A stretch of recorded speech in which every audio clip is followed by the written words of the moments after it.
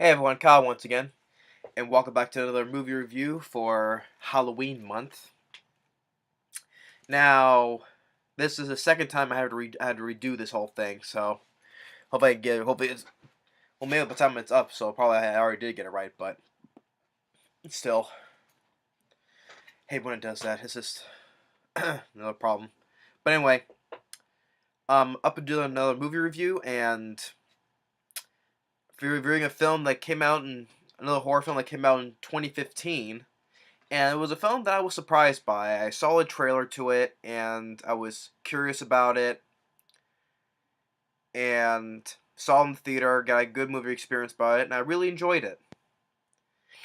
And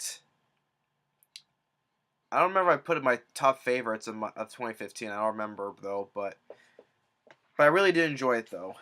A horror film 2015 I liked. And that is Unfriended. Now, came out in mid-April in 2015, and the film was a big hit on a minimalistic budget of only $1 million, and it made worldwide made $64 million, and domestically about 32. So worldwide 64 million, and as on a budget of $1 million, that's considered a big hit. And it was time of the year also in 2015 that Universal Studios was the top studio of that year with big hits like this film, and Krampus, and then of course Jurassic World and the Furious 7 and Minions. Universal was the top of the game back in 2015. While Warner Brothers was just going downhill. So, yeah. But anyway, Unfriended. I really enjoyed the film. Now, the director I'm not all too familiar with, the Leo Gabriadze, but there are two producers. One person, Nelson Graves, who helped write the film as well, but the other producer is actually director Timur Begmatov. I can't pronounce his last name. It's the guy who directed Wanted, and then Abraham Lincoln Vampire Hunter. But I was also producer. He also produced Apollo 18, and as well he's produced as Hardcore Henry. So yeah, so the director of Abraham Lincoln Vampire Hunter and Wanted also produced Hardcore Henry and Apollo 18, and helped produce on this film as well. Why I like the film because I really enjoy the premise of this film. For the whole entire film, it sets on the lead girl only on her laptop, the screen of her laptop. It doesn't cut away to a different setting, whatever. It says primarily focused on like as if the whole thing is done in one shot. I really like that. And those things people say that it's also been marked as a found footage film. Now it's kind of hard to say it's a found footage because found footage is like when they found footage that's been lost, like the Blair Witch Project or Cloverfield, like that type though. But can't really say it's like that. It's found footage right now because it's in the film. It's taking place directly right now. It's happening right now. It's not like they found the footage. How can they find the footage wherever it is? It's lost. It's all taken over the point of view of this lead girl's laptop computer screen. It's happening right now. So I don't know. To me, I don't really count as a found footage though. But it's marked in the category of it though. So but I really enjoy the premise of this, and I like how the whole story is that in which the actors all have 6 of these teens on, and the whole thing is all done on Skype and all that stuff. Now, for me, a person else they also use Facebook and all that, but I'm not. To me, I'm not the type of person who uses Skype or Facebook. So I'm not really like those. I'm not really an expert on those because I don't use those stuff because I'm the type of person who keeps to myself. I don't usually put anything out there on either on Skype or on Facebook. So I'm not the type of person who uses those stuff. So, but but I can also but it's also relatable because people use Skype and Facebook every single day, so it's relatable to people who does that. But I do find it relatable because people use those every day. But to me, I'm just for the record, for me, I don't use Skype or Facebook, so. But the story is, I really do enjoy. I enjoy the premise of the film, and the actors who played these teens. I thought they all did good. I thought they did pretty good, and I don't think they were not that bad at all acting wise. And no, I don't think they were not that bad at all. I thought they all did pretty good, I would say. But the whole story is that there's this girl by the name in the film. There was a girl by the name of Laura Barnes. She there shows that she was got drunk at a party and all that, and there was someone was filming when she was like somewhere on the ground, and she's lying there, and I guess like she kind of like crapped her pants and all that, and that video was put out, and she was getting like cyberbullied, and was called Laura kill herself, basically. Those people are saying so many mean things to her. It led to her committing suicide. She shot herself. And now it's a year later, the anniversary of her death. You got these 6 friends. First, it shows our lead girl Blair and her boyfriend named Mitch. They're like flirting with each other, and then they connect more with their friends on Skype, and then you get this unknown. At least on this symbol right here, but it's blue and white. But this unknown person to them, which which they don't know who it is, and they can't get it off. They can't get rid of this unknown person, and it's like, well, maybe it's a glitch. Well, the glitch just typed. So, and the girl, like, she can't. Well, first because they don't know who it is, but until they find out that it's in Laura's account. She has this account by the name of Billy227. And that's Laura's account, and it was like, why? Which they also think it's a troll or it's a hacker that hacked into her account. And now it's leaving all these comments about stuff like they're talking about each other. There's one girl by the name of Bao, like it leaked photos of her like getting drunk at a party and also using a bong, which I like how all this whole thing is. It's paying all these 6 friends at each other's throats, making them spill out their dark secrets or whatever, and I like that. I like this whole thing, that all this big build up and all that stuff. And the girl Val, she said she's gonna call the cops. And now they don't develop too much about these characters, which is good because we don't need exposition or stuff like too much development about these characters. So I like that. And I like the whole idea is that they don't know who's doing this, and like everybody hands up right now, so let's see who's not doing this. And I like which shows that someone else is doing it, it's not them. So, but and with the girl, one of the girls, Val, she was gonna call the cops, and you hear her dog barking in the background, and then her screen cuts, and they're wondering what's happening, and there was this like Laura's account. It's like Laura was like, now Val kill herself or something like that, and the whole idea is it's a vengeful ghost, basically. It's the ghost of Laura who's getting the revenge of all of these 6 people that has done wrong and all this stuff, because she wants to know, because that video that leaked out when she was alive, she wants to know who posted that video, who that ultimately caused her death. And I like that it's a vengeful ghost and all that stuff. And like she with this ghost, she has like the power to control all this other stuff that's happening, that's going on. Like when the lead girl found it's Laura's account, she tries to like unfriend her, and you can't do it. Then they try to like refresh the page, and it says unfriend. She does that, and then it types in, "You should not have done that, Blair." And and like this ghost has also powers, controls all this stuff. So and it's make people do stuff and went back with the girl Val. It shows like her, she's like this, and the dog's barking, and then the camera falls down, and they're wondering what's happening, and then they see the cops have shown up, and they're giving um like a code, one of those police codes, and they're saying like it's because the girl said Blair said that she used to have seizures, and but then the other code says like it's suicide, and then the whole thing cuts. So that's one person that's down. Um, and then the next thing is that oh there was another thing I forgot I want to say, but I just forgot what I had to say about that about a certain part though.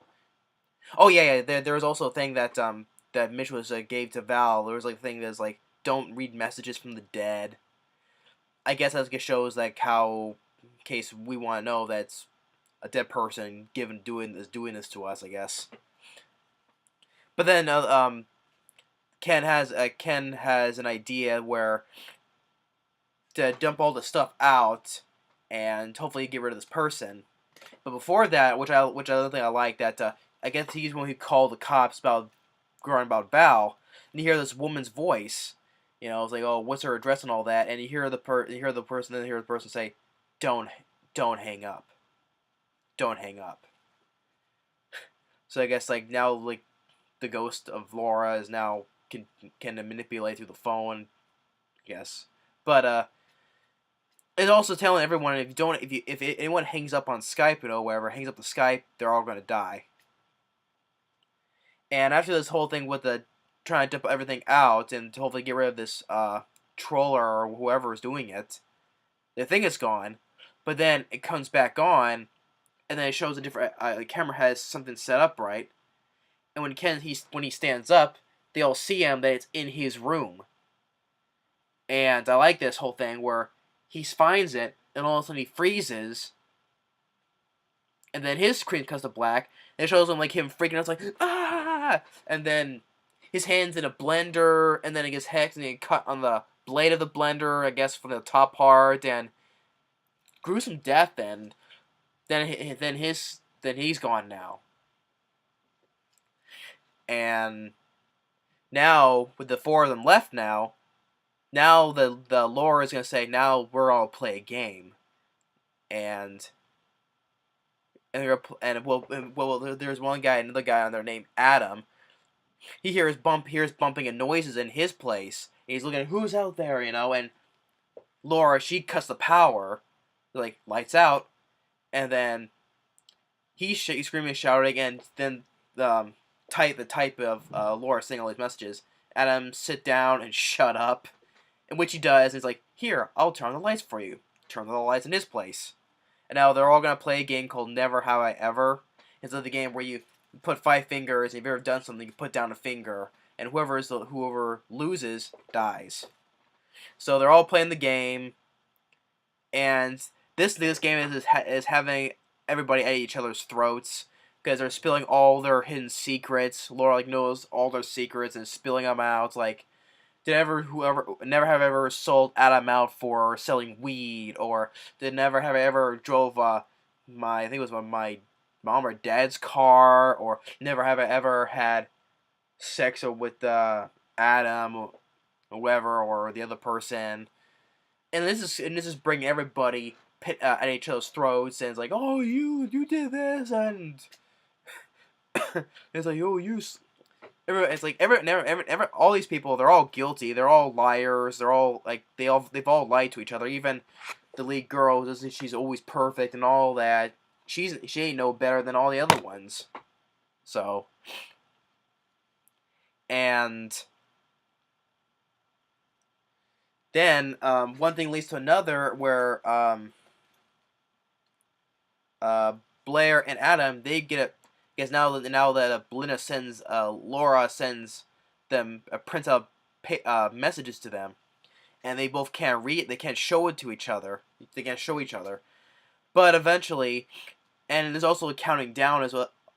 Every time there was also a countdown, even though while playing this game, there's also a countdown.